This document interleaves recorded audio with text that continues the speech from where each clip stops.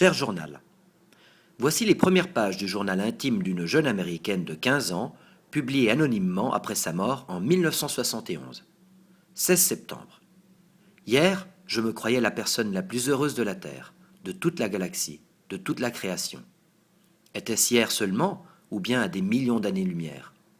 Je pensais que jamais l'herbe n'avait eu d'odeur aussi verte, que le ciel n'avait jamais été aussi haut, et maintenant tout s'est écroulé, et je voudrais me fondre dans le néant stupide de l'univers et cesser d'exister.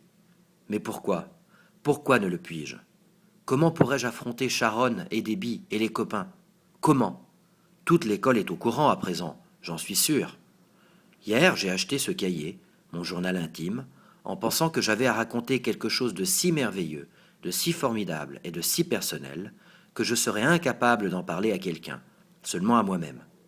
Et voilà que comme tout le reste, comme tout ce qui m'arrive, ce n'est plus qu'un gros tas de rien.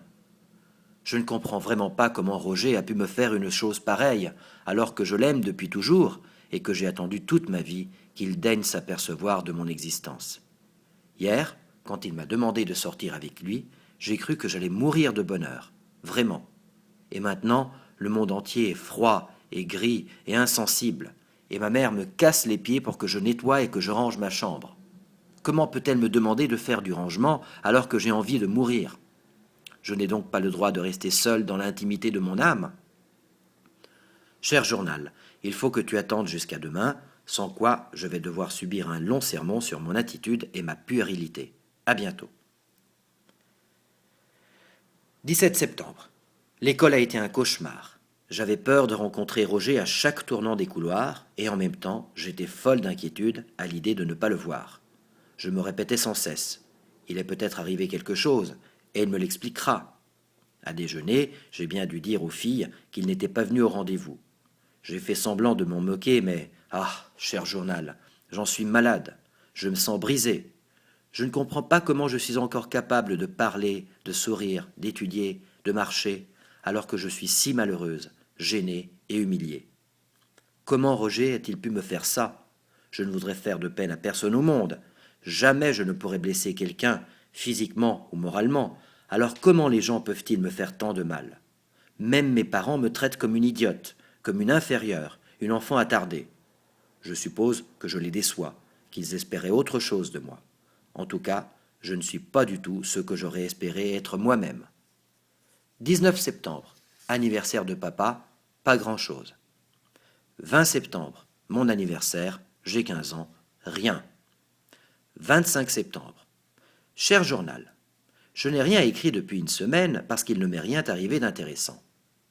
Toujours les mêmes vieux profs idiots qui enseignent les mêmes sujets stupides dans la même école assommante. Je me désintéresse de tout, je crois. Au début, je pensais que le lycée serait chouette, mais c'est la barbe. Tout m'ennuie. C'est peut-être parce que je grandis, alors je deviens blasé.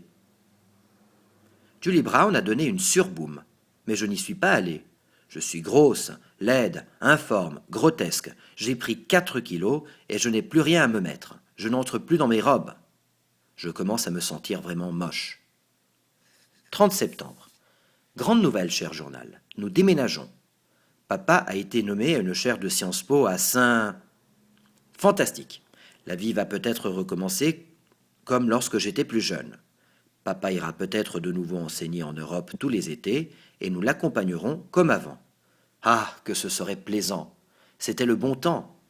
Je me mets au régime à partir d'aujourd'hui. Je serai quelqu'un d'autre, tout à fait, quand nous nous installerons dans notre nouvelle maison. Plus une bouchée de chocolat, plus une frite, plus un gâteau, tant que je n'aurai pas perdu 5 kilos de graisse répugnante. Et je vais renouveler totalement ma garde-robe. Et au diable le ridicule Roger. Entre nous, cher journal, j'ai toujours le cœur gros. Je l'aimerais toujours sans doute, mais peut-être, avant que nous partions et quand je serai mince, que j'aurai la peau fraîche, un teint de lys et de rose, et des robes élégantes comme un mannequin de mode, il me donnera un autre rendez-vous. Devrais-je refuser ou lui poser un lapin? Ou bien vais-je faiblir et accepter comme je le crains? Je t'en supplie, cher journal, aide-moi à être forte, résolue. Aide-moi à faire ma gymnastique tous les matins et tous les soirs.